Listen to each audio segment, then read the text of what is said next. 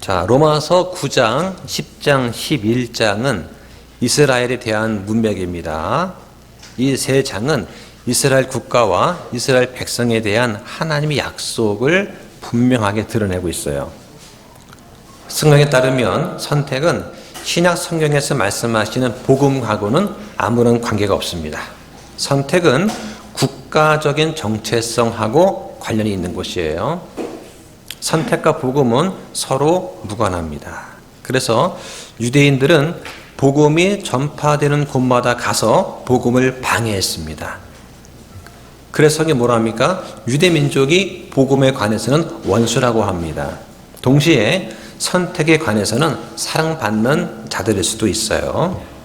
하나님께서는 유대 민족을 선택하셨습니다. 이 로마서 9장부터 11장까지는 이 부분을 다루고 있어요.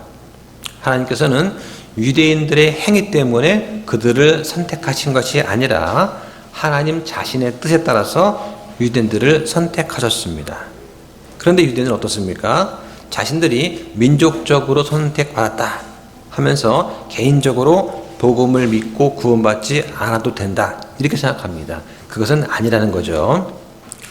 유대인들의 문제가 무엇입니까? 물질적인 축복에 초점을 맞춘 나머지 예수님을 구원자로 받아들이지 않았어요.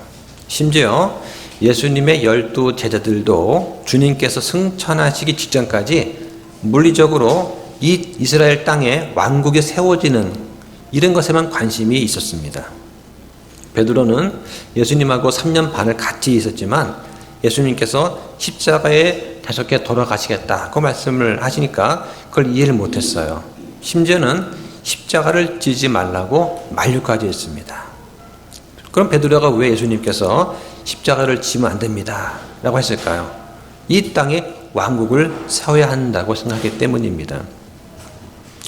이렇게 유대인들은 십자가를 통해서 죄 문제를 해결하는 구원자로서의 예수님에 대해서는 전혀 이해를 못했습니다.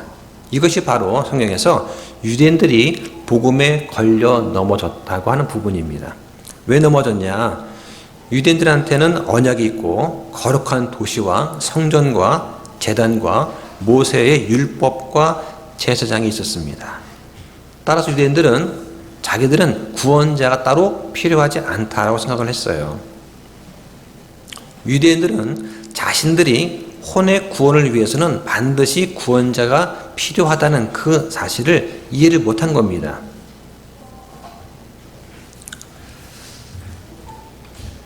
자, 그래서 지난 시간까지 우리가 로마서 9장을 정리를 다 했습니다.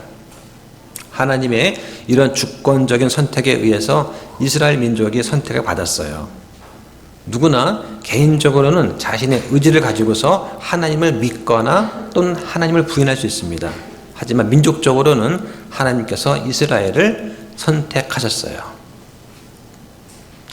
자, 그런데도 이스라엘이 그리스도를 배척했다고 성경은 또 말을 합니다. 하나님은 긍휼을 베풀 자한테 긍휼을 베푸시고 강팍하게 할 자를 강팍하게 하신다고 하면서 하나님의 공의를 말씀을 하세요. 그래서 지난 시간 로마서 9장에서는 호세아서하고 이사야서를 인용을 하면서 유대인과 이방인 중에서 교회를 부르시고 내 백성이다 라고 말씀을 하십니다. 그리고 사랑받는 자라고 부르십니다. 그리고는 9장 27절에서 하나님의 대환란 심판 언급하시면서 한 씨를 남겨두겠다고 하십니다. 즉 하나님의 긍휼과 은혜로 소수의 유대인들을 남겨두신다고 말씀하세요. 지금 이스라엘 어떤 상태입니까? 이방인들은 그리스도를 믿는 믿음에서 난 의에 도달을 했어요. 그런데 이스라엘은 율법을 행위로 의를 구했기 때문에 의의 법에 도달하지 못했다. 즉 걸림돌에 걸려 넘어졌다고 말씀을 하는 것입니다. 여기까지가 9장의 내용이 되겠습니다. 자, 10장 1절부터 보겠습니다. 형제들아, 내가 이스라엘을 위해 마음의 소원을 두고 하나님께 기도하노니 이것은 그들이 구원을 받게 하려 함이다. 네, 9장에서는 이스라엘의 과거의 상태를 말했다면 10장에서는 이스라엘의 현재 상태에 초점을 두고 있습니다. 이스라엘 사람들도 복음이 필요하죠. 그런데 이스라엘은 복음을 배척했다. 하는 것이 10장의 요점이 되겠습니다. 먼저 1절을 보면 이스라엘 동포들을 위한 바울의 소원이 나옵니다. 유대인들은 하나님과 언약과 약속은 받았는데 정작 중요한 구원은 받지 못한 상태입니다. 유대인들은 구원을 받을 수 있는 방법을 아무리 알려줘도 필요 없다고 합니다. 왜 그렇습니까? 자신들은 이미 율법이 있으니까 상관없다고 하는 거예요. 그러니 바울이 얼마나 지금 답답하겠습니까? 자, 그런 상황이죠. 자, 2절 보겠습니다. 내가 그들에 대해 증언하노니 그들이 하나님에 대한 열심은 가지고 있으나 그것은 지식에 따른 것이 아니니라. 네, 지식에 따르지 않은 그런 열심이다 하죠. 이 말씀은 자신의 행위를 통해 구원을 받으려고 하는 모든 영적인 소경들한테 적용이 되는 그런 말씀입니다. 열심은 있지만 참된 지식은 모른다는 겁니다. 그래서 여호와 증인, 몰몬교 선교사나 천주교 사제한테 가서 죽음 이후에 어떻게 됩니까? 라고 물어보면 자신은 죽으면 어디로 가는지 자기는 모른다고 말을 합니다.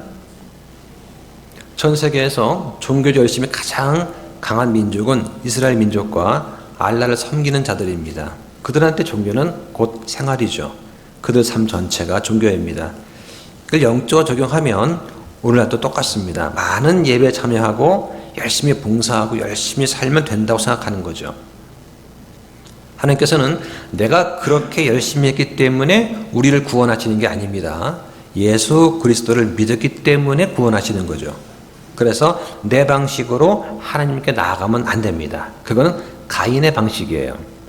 하나님께서 가르쳐 주신 방식대로 나가야 합니다. 그것이 믿음으로 걷는 것이 되겠습니다. 자, 3절 읽어보시죠. 그들이 하나님의 의를 알지 못한 채 자기 자신의 의를 세우려고 힘쓰면서 하나님의 의에 복종하지 아니하였느니라. 네, 여기서 하나님의 의가 나오죠.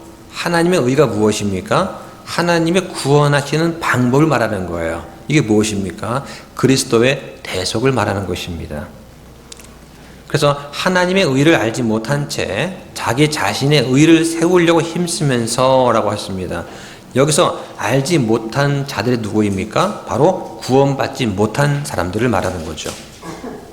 알지 못한다라는 용어는 이그노런트인데요. 이건 무시하다, 이그노어에서 나온 말이에요.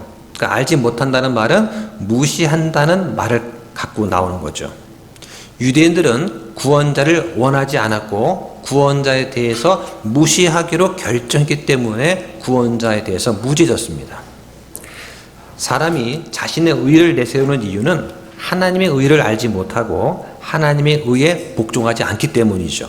그래서 복음을 전하면 사람들은 뭐라고 합니까? 내가 어떤 종교 활동을 하고 있는지를 말을 하죠. 또 얼마나 열심히 뭔가를 하고 있는지 말을 하게 됩니다. 그들한테 하나님의 의에 대해서 알려주면, 즉 하나님께서 구원하시는 방법에 대해서 알려주면 사람들은 자기 자신의 의를 드러내놓고 자랑을 합니다. 또 어떤 사람은 구원 받았습니까? 라고 물으면 화를 벌컥 내면서 내가 교회를 몇 년 다녔고 어떤 일을 했는지 아냐고 하면서 자신이 했던 종교 생활을 말합니다. 이게 바로 로마서 10장 3절에서 지적하고 있는 내용입니다. 자, 4절 보시죠. 그리스도께서는 믿는 모든 자에게 의가 되시기 위해 율법의 끝마침이 되시느니라. 네. 자, 의가 무엇입니까? 이것은 행위가 아니에요. 그리스도의 십자가의 공로로 값없이 얻게 되는 칭의를 바로 의라고 하는 것이죠. 율법은 죄의 삭슨 사망이라고 분명히 말을 합니다. 율법을 하나라도 어긴 자는 다 죽음으로 그 대가를 치러야 하는 거죠.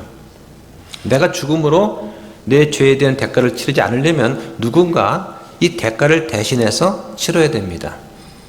그런데 자격 조건이 있어요. 그것은 단 한 번도 율법을 어기지 않은 죄가 없는 사람이 치러야 됩니다. 그분 누구이십니까? 바로 예수 그리스도이십니다. 믿음은 행위가 아닙니다. 어떤 행위가 없어도 예수 그리스도께서 십자가 위에서 하신 일을 믿음으로 받아들이면 구원해 주시겠다고 약속을 하셨습니다. 내가 죄인이라는 사실을 인정하고 의로우신 예수님께 나의 죄를 드리면 예수님께서는 자신의 의를 우리한테 주십니다. 그래서 누구든지 예수님을 믿는 마음으로 주님이라고 부르면 구원을 받는 거죠. 그럼 구원이 무엇입니까? 내가 죄인이라는 사실을 인정하고 나의 죄와 하나님의 의를 바꾸는 게 바로 구원인 것입니다. 자, 5절 보시죠. 모세가 율법에서 난 의를 묘사하며 그것들을 행하는 사람은 그것들로 말미암아 살리라 하고 말하지만 네. 자, 성경에 보면 하나님께서 인정하시는 그 믿음의 의와 율법의 의 두 가지가 있어요. 자, 의라는 말은 구원을 의미한다고 생각하시면 됩니다. 율법에서 난 의를 성취하신 분은 예수님 한 분밖에 없습니다. 예수님은 죽으심과 부활로 모든 율법의 요구를 다 이루셨고 믿는 자들의 의가 되셨습니다. 그래서 누구든지 예수님을 믿는 자는 율법으로 난 의가 아니라 믿음에서 난 의를 거저 받는 거죠. 여기에 율법을 지켜 행하면 산다 이 말은 레위기 18장 5절 말씀을 인용한 겁니다. 유대교에 따르면 사람이 하나님 앞에서 의롭게 되려면 율법을 완전하게 지켜야 됩니다. 유대인들은 율법을 지키면 그 공로로 말미암아 구원이 보장이 되고 죄의 용서를 받게 된다고 보았어요. 그런데 문제는 누가 과연 이 율법을 완전히 지킬 수 있느냐 하는 것입니다. 이 문제 때문에 하나님께서는 새로운 법에 대한 약속을 주셨고 오순절날 성령님을 보내주심으로 성취하셨습니다. 그래서 누구든지 하나님께서 주신 이 믿음의 선물을 받아들이면 은혜로 구원을 받는 것이죠. 자, 6절 보겠습니다. 그래서 난 의인은 이같이 말하되 내 마음속으로 누가 하늘로 올라가겠느냐 하고 말하지 말라 하나니 그것은 그리스도를 위에서부터 아래로 모셔오려는 것이요. 네, 이 말씀 잘 이해가 안 되는 분이 많이 계실 겁니다. 자, 믿음에서 난 의인은 이같이 말하되, 여기서 믿음에서 난 의를 지금 의인화시켰습니다. 바울은 연설을 할 때 이렇게 좀 의인화시키는 표현을 많이 썼어요. 누가 하늘로 올라가겠느냐 하고 말하지 말라. 이 말씀은 신명기 30장 12절 말씀을 인용하는 겁니다. 이 말씀이 임하는 것은 율법을 행함으로써 하나님의 의롭다 여기심을 얻으려고 노력하는 것을 말하는 거예요. 자, 문제는 뭡니까? 누가 하늘에 올라갈 수 있습니까? 사람은 불가능하죠. 이것은 그리스도의 부활과 승천을 믿지 않는 데서 나오는 말입니다. 바울은 이 구조를 통해서 율법으로 의를 구하는 자들의 교만함과 그들의 망상을 지적하고 있는 것입니다. 율법에서 난 의를 성취하신 분은 예수님 한 분입니다. 예수님은 희생물이 되셔서 십자가에서 죽으셨고 부활하셨습니다. 그 예수 믿는 사람은 율법에서 난 의가 아니라 믿음에서 난 의를 거저 받는 것이죠. 자, 7절 보겠습니다. 혹은 누가 깊음 속으로 내려가겠느냐 하고 말하지 말라 하나니 그것은 그리스도를 다시 죽은 자들로부터 위로 모셔가라는 것이라. 네. 기품이란 말 나오죠. 기품은 바로 앞에 6절에 하늘하고 대조가 되는 그런 말씀입니다. 성경은 이 기품이라는 단어를 어떨 때 사용하느냐? 지옥이나 형벌의 장소 또는 바다가 없는 구덩이 같은 것을 표현할 때 이 기품이라는 단어를 썼어요. 그래서 이 기품에 해당하는 그 말이 아보소스라는 단어입니다. 이것은 계시록 9장 1절 4절에 나오는 바다가 없는 구덩이, 무저갱과 같은 뜻이 되겠습니다. 사람이 하늘에 올라가는 것이 불가능한 것처럼 사람이 기품에 내려가는 것도 불가능한 것입니다. 본문에서 그리스도를 다시 죽은 자들로부터 모서 올리려는 것이다. 이 말은 그리스도께서 믿는 자들을 살리시기 위해서 당하신 그 죽음을 믿지 않는다는 뜻이에요.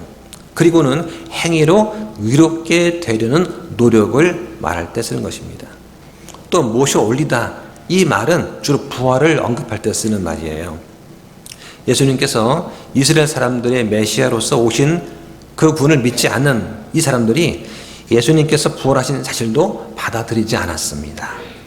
자, 8절 보겠습니다. 그러나 그것이 뭐라고 말하느냐? 말씀이 내게 가까이 있어 내 입에 있고 내 마음에 있느니라 하나니 그것은 곧 우리가 선포하는 믿음의 말씀이라. 네, 믿음의 말씀이라. 믿음의 기회를 주는 말씀이다. 이런 뜻이죠. 자, 그것이 뭐라고 말하느냐? 그것이 무엇입니까? 믿음에서 난 의죠. 믿음에서 난 의가 뭐라고 말하느냐? 내가 의로운 행위를 하는 걸 보면 사람들은 내가 구원받았다 하는 것을 알 수 있을지 모릅니다. 그런데 정작 나 자신이 구원을 받은 것은 내가 죄를 끊거나 내가 의로운 행위를 해서가 아니죠. 내가 구원받은 이유는 어떻습니까? 나의 죄로 인해서 죽으신 구원자를 하나님께서 다시 일으키셨다는 것을 마음으로 믿었기 때문입니다. 여기에 말씀이 내게 가까이 있어 내 입에 있고 내 마음에 있느니라. 이것은 신명기 30장 14절 말씀을 인용한 것입니다. 마음이 입과 마음이 있다는 것은 사람이 하늘에 올라가거나 깊음에 내려가는 것이 불가능한 것과 반대되는 개념이에요. 다시 말해서 말씀이 입과 마음이 있다는 것은 구원받는 것이 아주 쉬운 일이다 하는 것을 말하고 있는 것입니다. 유대인이나 이방인이나 모두 그리스도를 통해서 구원을 얻을 수 있다 하는 것을 강조하는 말씀이 되겠습니다. 자, 9절 보겠습니다. 내가 만일 내 입으로 주 예수님을 시인하고 하나님께서 그분을 죽은 자들로부터 일으키신 것을 내 마음속으로 믿으면 구원을 받으리니. 네. 자, 율법에서 난 의는 살기 위해서 요구하는 것이 있어요. 율법을 지켜야 됩니다. 그럼 율법이 몇 개입니까? 613가지나 됩니다. 이것을 단 한 가지도 어기지 않고 다 지킬 것을 요구를 하는 거죠.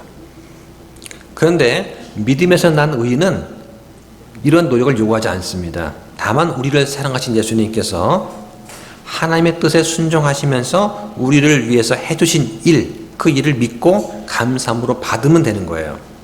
다시 말해서 예수님께서 우리 죄를 대신해서 죽으셨고 지옥에 내려가서 사망을 이기셨고 부활하셔서 하나님 우편에 앉아 계십니다. 이 사실을 믿기만 하면 우리는 의를 거저 받는 거죠. 이게 구원입니다. 시인한다는 것은 동의해서 같은 것을 말한다는 뜻이에요. 그리스도를 나의 구주로 시인하고 내 죄를 고백하는 것입니다. 마음속으로 믿으면, 자, 뭘 믿습니까? 그리스도의 죽음과 부활을 마음으로 믿으면 우리는 죄로부터 구원을 받습니다. 자, 10절 보시죠. 사람이 마음으로 믿어 의에 이르고 입으로 신의하여 구원에 이르니라. 네. 자, 9절에서는 입으로 시인하고 마음으로 믿으면 이라고 했습니다. 여러분, 시인하는 게 먼저입니까? 믿는 게 먼저입니까? 자, 이 말씀은 신명기 말씀을 그대로 인용한 거예요.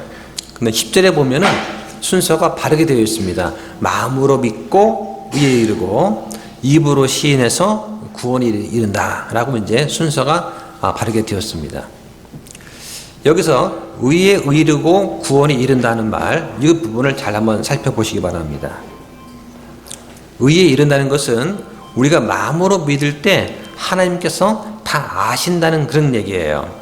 행동으로 내가 하지 않더라도 마음으로 믿으면 하나님이 아시고 우리는 칭의를 받게 되고 하나님의 자녀가 되는 겁니다. 자, 그런데 이 땅에 있는 사람들은 내가 믿었는지 믿지 않았는지를 알까요, 모를까요? 모르죠. 그래서 우리가 입으로 예수님을 시인해야만 실제적으로 세상으로부터 구원을 받을 수 있어요. 자, 잘 드셔야 됩니다. 자, 우리가 죄로부터의 구원과 이 세상으로부터의 구원을 좀 구분할 필요가 있어요. 지금 말하는 것은 죄로부터의 구원을 말하는 것이 아닙니다. 자, 예를 들어서 우리 이제 주영 형제가 회식을 갔습니다. 네, 회식자리에 갔는데 선배랑 같이 이제 회식하다가 이제 술을 먹게 됐어요. 자, 근데 술을 권하니까 술을 안 먹습니다. 너 왜 안 먹냐? 예수님 때문에 안 먹습니다. 제 몸은 성전이기 때문에 술과 담배를 하지 않겠습니다. 딱 선언을 해버리면 어떨까요? 처음에는 비난과 조롱과 안 입고 온 시선으로 막 바라봅니다. 나중에 어떻게 됩니까? 그들과 자연히 분리가 되죠. 입으로 시인하지 않더라도 마음으로 믿으면 죽으면 하늘나라에 갑니다. 그렇죠? 하지만 세상에서는 휘둘릴 수가 있어요. 왜냐? 내가 하나님의 자녀인 것을 모르기 때문입니다. 그래서 사람들 앞에서 시인하는 게 중요한 거죠. 내가 시인하게 되면, 예수님을 사람들 앞에 시인하게 되면 그때부터는 자연스럽게 분리가 됩니다. 처음에는 강제로 희생을 당하기도 하고 미움도 받고 분위기를 흐린다는 눈총을 받을 수도 있어요. 그러나 예수님께서 뭐라고 하십니까? 누구든지 사람들 앞에서 나를 시인하면 나도 하늘에 계신 내 아버지 앞에서 그를 시인하리라. 그러나 누구든지 나를 부인하면 나도 하늘에 계신 내 아버지 앞에서 그를 부인할 것이다 라고 말씀을 하십니다. 자, 11절 한번 보시죠. 성경기록이 이르기를 누구든지 그분을 믿는 자는 수치를 당하지 아니하리라 하나니. 네. 자, 성경이 뭐라고 말씀하시는지가 가장 중요합니다. 누가 뭐라고 말하든, 인터넷에서 뭐라고 하든, 어느 목사가 뭐라고 하든, 어느 책에 뭐라고 쓰여있든지 관계없이 성경이 무엇을 말씀하신다면 그게 항상 옳은 것입니다. 여러분은 어디에 권위를 두고 계십니까? 성경에 최종적인 권위를 두지 않으면 여러 가지 교리에 밀려서 방황하게 됩니다. 누구든지 구분을 믿는 자는 수치를 당하지 아니하리라 말씀하십니다. 내가 하나님 앞에 내 의를 가지고 나아가면 나는 부끄러움을 당하게 됩니다. 내가 선행으로 나가게 되면 나는 수치를 당하게 될 것입니다. 종교를 가지고 나가도 수치를 당하게 됩니다.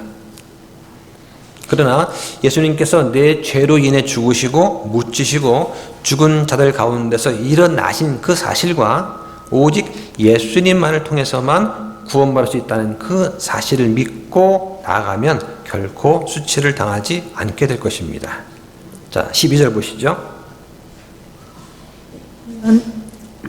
유대인과 그리스인 사이에 차별이 없기 때문이라. 모든 사람 위에 계신 같은 주께서 자신을 부르는 모든 사람에게 부요하시나니. 네, 누구나 예수 그리스도를 개인적인 구원자로 믿으면 구원받습니다. 예수님을 주님으로 믿으면 구원을 받는 거죠. 주님의 이름을 부르면 구원받을 수 있습니다. 뭐라고 기도해야 하는지 몰라도 상관없습니다. 마음으로 믿으면 됩니다. 하나님은 내 마음을 잘 아시기 때문입니다. 그리스도께서 나를 위해 죽으신 것을 마음으로 믿을 때 하나님께서는 내 마음을 아시는 거죠.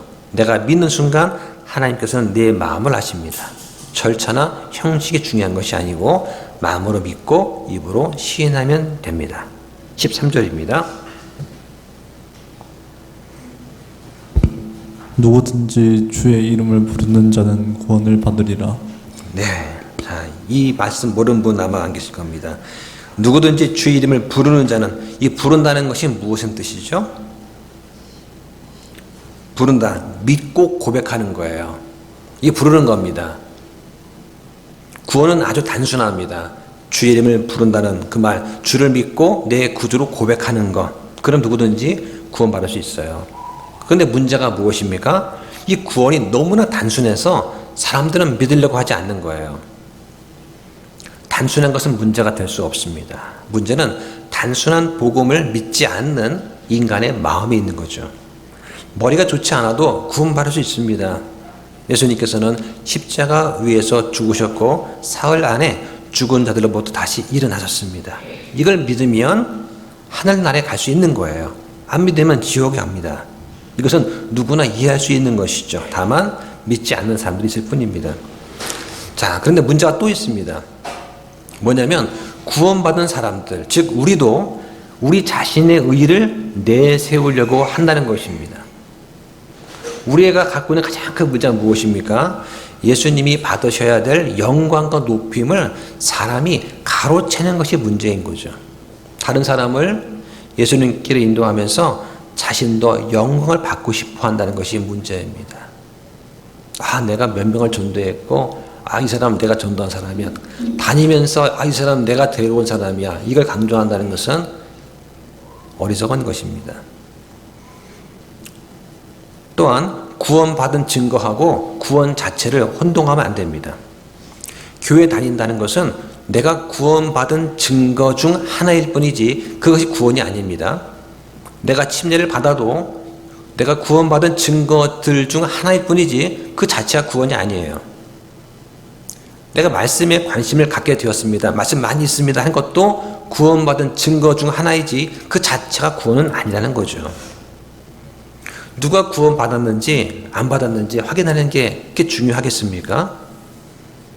구원받은 증거를 누가 필요로 합니까? 여러분입니까? 아니면 하나님이십니까? 누군가가 마음으로 예수를 믿고 구원을 받으면 하나님께서 그 사실을 그 즉시 아실까요? 모르실까요? 주님은 증거가 필요치 않습니다. 주님은 다 알고 계시죠. 자, 14절 보겠습니다. 그러면 그들이 자기들이 믿지 않는 분을 어찌 부르겠느냐? 자기들이 듣지 못한 분을 어찌 믿겠느냐?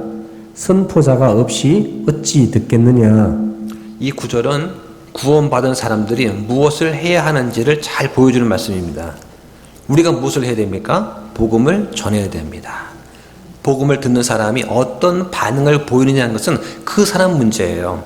복음을 받아들이고 거절하는 것은 그 사람 문제입니다. 우리 임무는 뭡니까? 복음을 전하는 것이죠. 만나는 모든 사람들한테 복음을 전해야 됩니다. 우리의 말과 우리 몸짓과 행동으로 복음을 전하는 거죠. 또 하나님의 말씀을 전하시면 됩니다. 그러면 성령님께서 역사하시게 되는 거죠. 언젠가는 그 말씀이 열매를 맺게 되는 것입니다. 예전에 제가 한 20년 더 됐을 것 같아요. 길 지나가는데 누구를 만났습니다. 근데 보니까 예전에 만났던 그 학교 동창이었어요. 나 반갑다고 인사를 했는데 갑자기 고맙다고 하는 거예요. 무슨 말이냐 했더니 그때 네가 나한테 전도하지 않았느냐. 저는 그냥 지나가면서 이렇게 외칠 거거든요. 근데 그 친구는 그 말이 그때 마음에 와 닿아서 그 말씀이 떠나지 않더라는 거죠. 그래서 교회에 와서 구원받았다고, 교회 다닌다고 지금 그러면서 언젠가 너를 꼭 만나고 싶었는데 너를 만나게 되었다. 저는 기억도 못합니다. 제가 했는지 안 했는지도. 근데 그 친구는 그것에 대해 감사하는 거죠. 그래서 우리는 그냥 전하면 되는 겁니다. 언젠가 그 말씀이 열매를 맺게 되는 거죠. 하루 이틀 만에 열매가 드러나지는 않을 수 있습니다. 사람들은 복음을 듣고 믿고 주님의 이름을 부르고 구원을 받게 되는 것입니다. 이런 일들이 지난 2000년 동안 반복되어 왔습니다. 그리고 하나님의 나팔 소리가 울릴 때까지 신신한 사람들은 이 일을 계속할 것입니다. 자, 15절 보겠습니다. 보내어지지 아니하였으면 그들이 어찌 선포하리요? 이것은 기록된 바 화평의 복음을 선포하며 좋은 일들의 반가운 소식을 가져오는 자들의 발이 어찌 그리 아름다운가 한가 같으니라. 성경은 복음을 전하는 사람들의 발이 아름답다고 말씀하고 있습니다.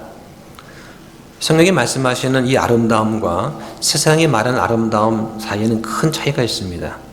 여러분들은 아름다운 발을 가지고 있습니까? 비싸고 예쁜 구두를 신어야 아름다운 발이 아니에요. 내 마음으로 예수님을 믿어서 그분을 부르게 됩니다. 예수님에 대해서 알지 못하면 부를 수가 없습니다. 성경에 기록된 이 예수님에 대한 말씀은 믿음의 말씀이기 때문에 믿는 순간 내 안에 믿음이 생겨요. 그래서 처음에 말씀 선포자를 보냅니다. 사도행전에서 나의 증인이 되라고 명령을 하죠. 그런 목적으로 특별히 보내심을 받은 사람들이 사도들이었습니다. 사도란 보내어진 자란 뜻이죠. 요즘으로 치면은 선교사에 해당합니다. 이들이 전한 복음을 듣고 마음으로 믿었습니다. 누구든지 주의 이름을 부르는 자는 구원을 받는다는 그 말씀에 따라서 구원을 받는 거죠. 이것이 바로 이방인 선교의 방식입니다. 자, 16절입니다. 그러나 그들이 다 복음에 순종하지는 아니하였나니 이사야가 이르기를 주여 우리가 전한 것을 누가 믿었나이까 하느니라. 성경의 저자는 성령 하나님이십니다. 인간은 기록자일 뿐이죠. 지금 우리 살펴보기에는 로마서 10장을 한마디로 요약을 하라 그러면 그들이 다 복음에 순종하지는 아니하였다. 한마디로 요약할 수가 있어요. 그러면 복음에 순종한다는 그 말의 의미가 무엇입니까? 사람들은 순종이 뭐냐고 물으면 논쟁을 합니다. 그리고 순종한다는 말은 내가 뭔가를 막 해야 된다는 것이다. 이렇게 정의를 내리죠. 하지만 이 16절에서 하나님께서는 복음에 순종하는 것이 무엇인지를 기록해 놓으셨어요. 복음에 순종하는 것은 믿는 것입니다. 이 비슷한 표현이 요한복음 6장 28절에도 나와 있습니다. 예수님께서 이르시되 하나님께서 보내신 자를 너희가 믿는 것이 하나님의 일이니라 고 말씀하십니다. 복음에 순종하기를 원하신다면 믿어야 됩니다. 하나님의 일을 하기 원하신다면 믿어야 되는 거죠. 구원받기 위해서는 뭔가를 해야 되는 것이 아니라 믿어야 됩니다. 그리스도께서 우리를 위해서 죽으시고 묻히시고 부활하셨다는 사실을 믿는 것입니다. 자, 17절 보겠습니다. 그러므로 믿음은 들음에 의해 오며 들음은 하나님의 말씀에 의해 오느니라. 네, 믿음은 보는 것이 아니라 들음에 의해 옵니다. 여기서 들음이 무엇입니까? 들음은 말씀을 듣고 흘려버리는 것이 아니라 말씀에 순종하는 것을 듣는다라고 하는 것입니다. 과거에 비해서 현대에는 사람들이 잘 복음을 받아들이지 않는 것 같아요. 제가 학창시절 때만 하더라도 길 나가서 노방전도를 해서 예수 믿으세요 하고 막 뭔가 외치면 서너 명씩 물러들었어요. 저는 뭐하나 하고 모인 겁니다. 그리고 이제 물론 그때는 그 옛날이었죠. 80년대니까요. 그러면 이제 이렇게 앞에 한 사람이 북을 치고 뒤에 이제 줄줄줄 따라가면서 찬양 부르면서 예수 믿으세요 그러면은 동네 꼬마들이 줄줄줄 따라다녔다고요. 그럼 그 아이들한테 사탕 하나 주고 과자 하나 주고서 교회 놀러 와 했었어요. 그래서 이제 주일학교를 막 했단 말이에요, 이렇게. 근데 요새는 그렇게 하면 안 된대요. 요새는 아이가 교회에 찾아오면은 먼저 부모님께 전화를 해야 된답니다. 이 아이가 우리 교회에 왔는데 잠깐 여기서 이렇게 같이 놀면서 얘기를 해도 되겠습니까? 라고 허락을 받은 다음에 해야지 그냥 데려왔다가 뭐 먹여준다고 데려오면은 유괴한 걸로 소송을 당할 수 있다고 합니다. 지금 그런 시대예요. 왜 현대에는 사람들이 복음을 쉽게 받아들이지 않을까 하는 것에 대해서 학자들이 연구를 했습니다. 근데 그 이유 가운데 이런 게 있어요. 사람들한테 하나님의 말씀을 전하지 않고 심리학 이론과 철학을 전하기 때문이다. 하나님의 말씀을 전하지 않고 쇼를 하려고 하기 때문이다. 예전에 제 친구가 이제 목회를 했습니다. 공부를 많이 한 친구예요. 이름 있는 대학 유학도 갔다 왔습니다. 그리고 갔다 와서는 한다는 것이 서울에서 교회를 딱 세워놓고 인문학 강의를 하는 거예요. 요즘 사람들은 강의를 들어야 돼 하고 이제 뭐 TV나 이런 데 보면은 이제 그 강사 초빙해서 강의를 하지 않습니까? 그런 식 강의를 한 거예요. 처음에는 강의를 한다니까 많은 사람이 모였습니다. 다 들어보려고 온 거죠. 강의 끝난 다음에 이제 우리 교회 할 테니까 이제 교회 합시다 했더니 다 나가더래요. 그 사람들이 귀에 가령을 듣기 싶어가지고 어떤 박사가 어떤 강의를 한데 소문을 듣고서 온 거예요. 그리고 와서는 나한테 도움이 되는 거 있나 하고 쭉 듣고서는 그 다음에 이제 말씀을 전하겠습니다 했더니 다 나가버린다는 거죠. 사람들은 오직 믿어야만 구원을 받을 수 있습니다. 이 믿음은 들음에서 오고 들음은 하나님 말씀에서 나오는데 이 말씀이 제대로 선포되지 않기 때문에 사람들이 믿지 못한다라고 하는 것입니다. 사람들이 믿지 않는 이유는 뭐냐? 전하지 않기 때문이다 라고 그 연구가 말을 하는 거죠. 가장 큰 문제는 말씀을 제대로 전하는 설교자한테 있다고 저는 생각을 합니다. 복음을 전하는 사람들이 말씀을 전하지 않고 엉뚱한 것을 하기 때문에 구원받는 사람이 적은 게 아닌가 이렇게 생각이 되는 거죠.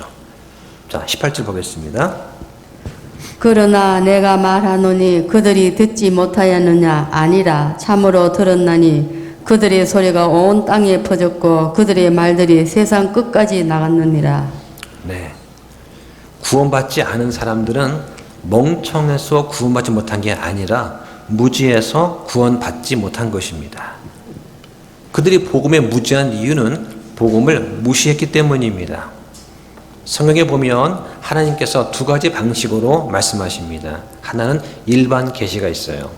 해와 달과 별처럼 자연 현상을 통해서 말씀을 하십니다. 이를 통해서 하나님이 계신 것을 누구나 알 수 있어요. 또 하나는 특별 계시입니다. 사람들은 일반 계시를 통해서 하나님이 계시다는 것까지는 알 수 있지만 특별 계시인 말씀이 없으면 예수님을 믿고 구원받을 길이 없습니다. 그 중국에서도 그 옥황상제라고 하잖아요. 그들이 생각하는 신인 거죠. 근데 말씀이 없으니까 제대로 하나님을 알 수가 없는 거죠. 한번 시편을 보겠습니다. 시편 19편을 한번 보시죠. 시편 19편. 여기 일반 계시와 특별 계시가 나옵니다. 하늘들이 하나님의 영광을 밝히 드러내고 궁창이 그분의 손으로 행하신 일을 나타내는도다. 낮은 나에게 말하고 밤은 밤에게 지식을 보이니 그것들의 음성이 들리지 않은 마을이나 언어가 없도다. 그것들의 줄이 온 땅에 드러나갔고 그것들의 말들이 세상 끝까지 나갔도다. 그분께서 해를 위해 그것들 안에 장막을 세우셨으므로 해는 자기 침소에서 나오는 신랑 같고 경주하기를 기뻐하는 힘센 자 같도다. 해가 하늘 끝에서부터 나아가며 그것의 순한 회로는 하늘 끝들까지 일어나니 해의 열기에서 숨을 것이 없도다. 네, 여기까지가 바로 일반 계시죠. 거기 1절에 보시면 하늘들이 하나님의 영광, 이때 하나님은 창조의 하나님이십니다. 엘로힘이라고 하죠. 그리고 하늘은 낮의 하늘이고 궁창은 밤의 하늘을 생각하시면 되겠어요. 주의 율법은 완전하여 혼을 회심시키고 주의 증언은 확실하여 단순한 자를 지혜롭게 하며 주의 법규들은 올바라서 마음을 기쁘게 하고 주의 명령은 순수하여 눈을 밝게 하는도다.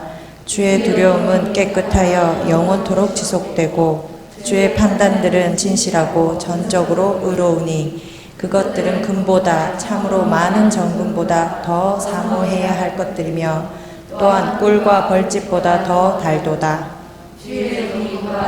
그들에 의해 경고를 받나니 그것들을 지킬 때에 큰 보상이 있나이다. 네, 여기 7절부터 11절까지 특별 계시입니다. 7절, 8절, 9절에 보시면 주라고 되어 있죠. 앞에 1절에 나오는 거 하나님은 창조의 하나님이시고 7, 8, 9의 주는 영어로 로드라고 되어 있는데요. 이것은 여호와 언약의 하나님이세요. 그러니까 언약의 하나님을 말할 때 7절, 8절, 9절의 대문자로 주라고 되어 있는 거예요. 예, 그거 참고하시면 돼요. 그래서 이제 이것은 특별 계시, 말씀을 통해서 주시는 그런 계시를 말하는 것입니다. 자, 다시 돌아갑니다. 로마서 10장 19절부터 21절. 이거 3절인데요. 그러나 내가 말하노니 이스라엘이 알지 못하였느냐? 먼저 모세는 이르기를 내가 백성이 아닌 자들을 시켜 너희의 질투를 일으키며 어리석은 민족을 시켜 너희의 분노를 자아내게 하리라. 네, 계속. 이사야는 매우 담대하여 이르기를 나를 찾지 아니하던 자들이 나를 발견하였나니 내게 묻지 아니하던 자들에게 내가 나타났노라 하되 오직 이스라엘에 대하여는 이르기를 내가 종일토록 내 손을 내밀어 불순종하고 거역하는 백성을 향하게 하였노라 하느니라. 네, 감사합니다. 자, 우리 은월이가 나중에 커서 훌륭한 전도자가 될 것 같아요. 네, 좋습니다. 어릴 때부터 말씀을 거침없이 계속 읽어나가는 훈련을 하면은 성장했을 때 아주 큰 쓰임 받게 될 겁니다. 19절부터 21절까지 보면은 자, 이방인과 이스라엘 백성이 나오는 거죠. 자, 19절에 보면 내 백성이 아닌 자들, 어리석은 민족, 또 20절에 나를 찾지 아니하던 자들 나옵니다. 이들은 전부 다 이방인을 가리키는 거예요. 그리고 21절에 불순종하고 거역하는 백성, 즉 이스라엘 백성을 말합니다. 이들 향해서 종일토록 내 손을 내밀어 놓라, 즉 부르셨다는 뜻이에요. 19절부터 21절은 이스라엘과 이방인을 대조해서 설명하고 있습니다.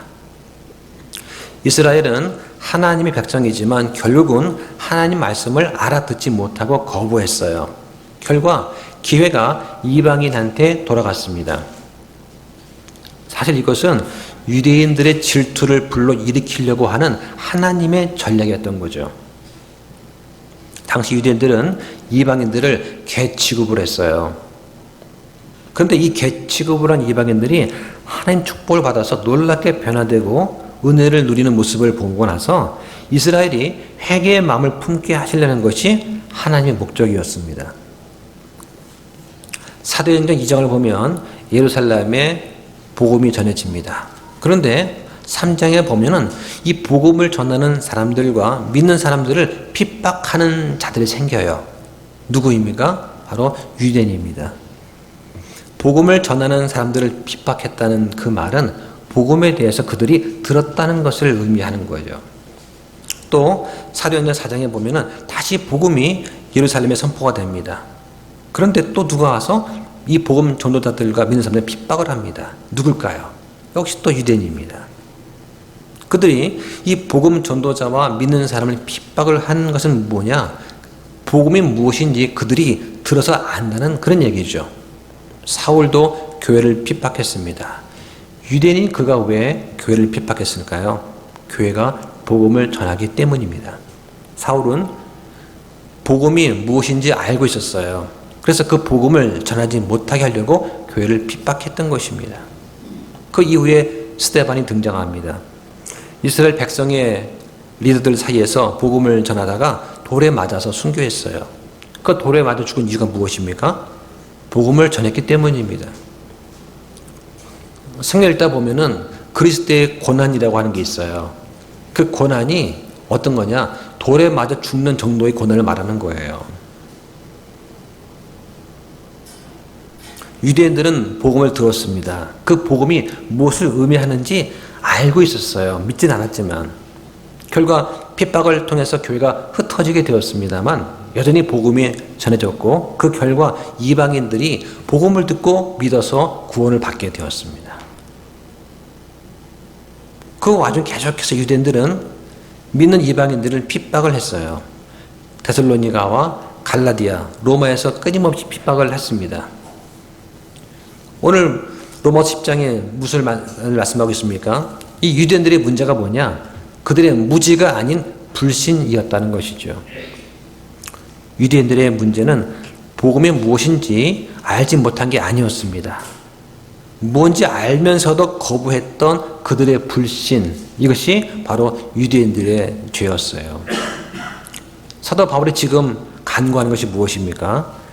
유대인들이 자기들의 의를 그만 신뢰하고 자기 영광을 그만 구하고 하나님의 의를 신뢰해라. 하나님의 영광을 구해라 하고 하는 것입니다. 바울은 자기 동포들이 자신들이 믿는 그 의를 버리고 하나님의 의가 되시는 예수 그리스도를 받아들이기를 원했습니다. 여러분 어떻게 구원받았습니까? 아마 여러분들은 구원받기 전에 뭔가를 믿고 있었을 거예요. 그 뭔가가 종교일 수도 있고 자기 자신일 수도 있습니다. 그런데 어느 순간 그것을 버리고 그리스도를 붙잡았기 때문에 구원을 받은 것입니다. 예수 그리스도를 떠나서는 누구도 하나님 앞에서 결코 의롭게 될 수 없다고 말씀하십니다. 그걸 믿으십니까? 그렇게 믿는다면 여러분은 하나님의 의를 지금 가지고 있는 것입니다. 하지만 믿지 않는다면 내가 그 어떤 일을 했든 관계없이 하나님의 의를 가지고 있지 않은 거예요. 내가 믿고서 영접 기도했으면 구원받았습니다. 하지만 믿지 않고 영접 기도했으면 그건 구원 못 받은 거예요. 내가 믿고서 교회 다녔으면, 믿고서 침례 받았으면 구원 받은 겁니다. 그러나 믿지 않고 교회 다니거나 믿지 않고 침례 받았으면 구원받지 못한 겁니다.